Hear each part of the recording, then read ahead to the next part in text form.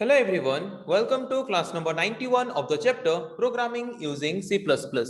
So आज के class में हम डिस्कस करेंगे और एक तरह के टॉपिक के बारे में जिस टॉपिक का नाम है pointers to derived classes.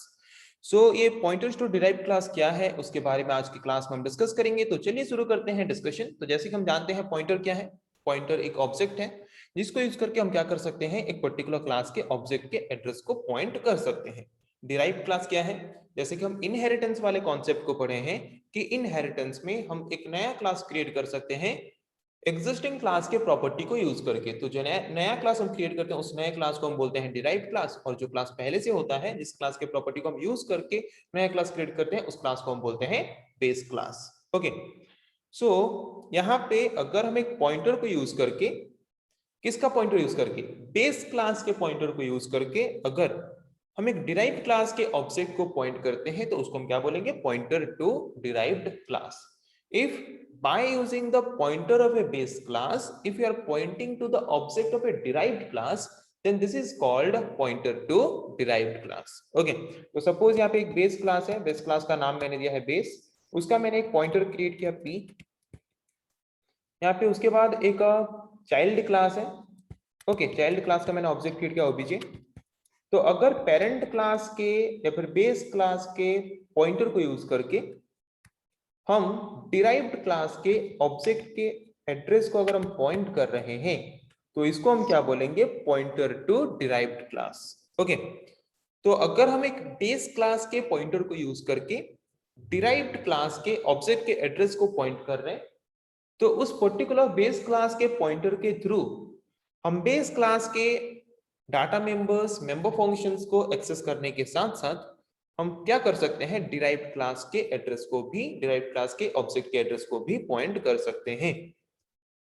This pointer मतलब बेस क्लास का जो पॉइंटर है जो कि डिराइव्ड क्लास के ऑब्जेक्ट को पॉइंट कर रहा है, उस पॉइंटर को यूज करके हम क्या कर सकते हैं, बेस क्लास के functions means member function and variables means data member को एक्सेस कर सकते हैं and can still point two derived class object. और उसके साथ साथ उसी वक्त ही हम डिराइव्ड क्लास के ऑब्जेक्ट को भी, डिराइव्ड क्लास के ऑब्जेक्ट के एड्रेस को भी पॉइंट कर सकते हैं या फिर होल्ड करके रख सकते हैं।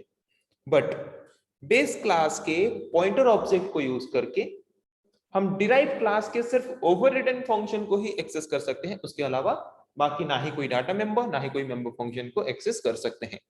अच्छे से सुनना, ओवररिडन फंक्शन, हम फंक्शन ओवरराइडिंग के बारे में पढ़ चुके हैं। एक पर्टिकुलर क्लास के अंदर मतलब एक पर्टिकुलर प्रोग्राम के अंदर अगर base class and derived class में सेम नेम का फंक्शन अगर होता है जिनका रिटर्न टाइप भी सेम, नंबर ऑफ आर्ग्यूमेंट भी सेम अगर होता है तो वहां पे हम बोलते हैं कि फंक्शन ओवरराइडिंग हो रहा है। तो अगर base class and derived class दोनों क्लास में सेम फंक्शंस हैं तो वहां पे डिराइव्ड क्लास के उस फंक्शन को अगर हम एक्सेस करना चाहते हैं तो उसको हम एक्सेस कर सकते हैं सिर्फ बेस क्लास के पॉइंटर को यूज करके। उसके अलावा डिराइव्ड क्लास के बाकी कोई भी मेंबर्स को हम बेस क्लास के पॉइंटर को यूज करके एक्सेस नहीं कर सकते। वही लिखा है, by using base class pointer, base class के पॉइंटर को यूज करके we can only access the overridden member function of the derived class. हम ओवररिडन मेंबर फंक्शन को एक्सेस कर सकते हैं डिराइव्ड क्लास का। कैसे?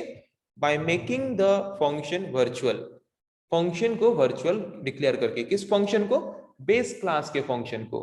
बेस क्लास के अंदर जो फंक्शन है उस ओवररिडन फंक्शन को as a virtual function declare करने के बाद हम क्या कर सकते हैं, बेस क्लास के पॉइंटर को यूज करके डिराइव्ड क्लास के उस ओवररिडन फंक्शन को एक्सेस कर सकते हैं। ओके, एग्जांपल के थ्रू देखते हैं। यहाँ पे मैंने सिंपल एग्जांपल लिया है, base class and derived class लिया है। बेस क्लास के अंदर मैंने एक डाटा मेंबर लिया है n1 एंड एक शो फंक्शन मैंने लिया है जिसके अंदर मैंने n1 का वैल्यू प्रिंट किया है। डिराइव्ड क्लास के अंदर मैंने लिया है एक डाटा मेंबर n2 जिसके अंदर शो फंक्शन को यूज करके मैंने n1 एंड n2 दोनों का वैल्यू प्रिंट किया है। मेन फंक्शन के अंदर मैंने पहले बेस क्लास का ऑब्जेक्ट क्रिएट किया b, फिर मैंने बेस क्लास का एक पॉइंटर क्रिएट किया। ओके, बेस क्लास के पॉइंटर को यूज करके मैं बेस क्लास के ऑब्जेक्ट के एड्रेस को पॉइंट कर रहा हूं, कर सकता हूं। तो अगर मैं बेस क्लास के पॉइंटर को यूज करके बेस क्लास के ऑब्जेक्ट के एड्रेस को पॉइंट कर रहा हूं तो उस पर्टिकुलर ऑब्जेक्ट के data members and member function को उस पर्टिकुलर पॉइंटर के थ्रू एक्सेस कर सकते हैं, जो कि यहाँ पे हम कर रहे हैं, देख सकते हो। बेस क्लास के पॉइंटर को यूज करके एरो सिंबल के थ्रू मैं बेस क्लास के डाटा मेंबर को एक्सेस कर रहा हूं और उसको वैल्यू मैंने असाइन किया 44। फिर मैंने वही बेस क्लास के पॉइंटर को यूज करके बेस क्लास के मेंबर फंक्शन जो को मैंने कॉल किया तो प्रिंट करेगा n1 इक्वल्स टू 44। ओके, फिर मैंने यहाँ पे डिराइव क्लास का ऑब्जेक्ट क्रिएट किया डी, और डिराइव क्लास के ऑब्जेक्ट के एड्रेस को मैं पॉइंट कर रहा हूँ यहाँ पे बेस क्लास के पॉइंटर को, इसको हम बोलते हैं pointer to derive class.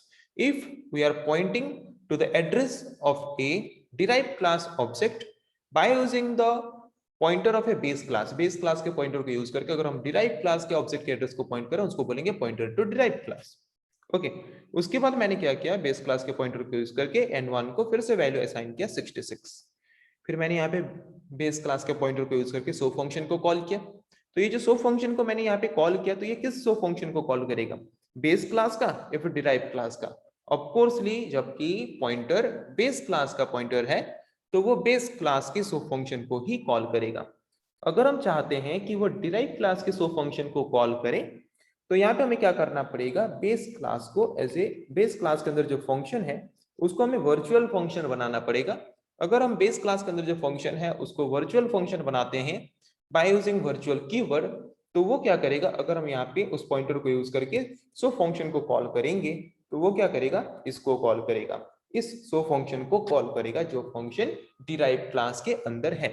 But जबकि हमने यहाँ पे वर्चुअल फंक्शन इसको नहीं बनाया है तो वो किसको एक्सेस करेगा, इसको एक्सेस करेगा। तो पहले यहाँ पे सो फंक्शन को जब हमने कॉल किया तो क्या प्रिंट करेगा, n1 इक्वल्स टू 44। फिर से हमने यहाँ पे सो फंक्शन को कॉल किया तो क्या करेगा, इसको एक्सेस करेगा क्योंकि हमने बेस क्लास के फंक्शन को वर्चुअल फंक्शन नहीं बनाया है। तो यहाँ पे भी प्रिंट करेगा n1 इक्वल्स टू 66 क्योंकि n1 को हमने नया वैल्यू यहाँ पे प्रोवाइड किया है।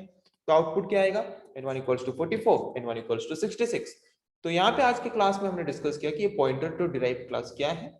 अगर एक बेस क्लास के पॉइंटर को यूज करके डिराइव क्लास के ऑब्जेक्ट के एड्रेस को हम पॉइंट करते हैं तो हम डिराइव क्लास के किसको एक्सेस कर सकते हैं, सिर्फ ओवररिडन फंक्शन को ही एक्सेस कर सकते हैं। कब, अगर हम बेस क्लास के उस ओवररिडन फंक्शन को as a virtual function declare करते हैं तब जाके। उसके अलावा बेस क्लास के पॉइंटर को यूज करके हम डिराइव क्लास के कोई भी मेंबर को एक्सेस नहीं कर सकते। सो आई थिंक आज की क्लास में जिस टॉपिक के बारे में हमने डिस्कस किया आप लोगों को समझ आ चुका है। नेक्स्ट क्लास में हम डिस्कस करेंगे ऐसे और कुछ टॉपिक्स के बारे में। आज के लिए इतना ही। Thank you.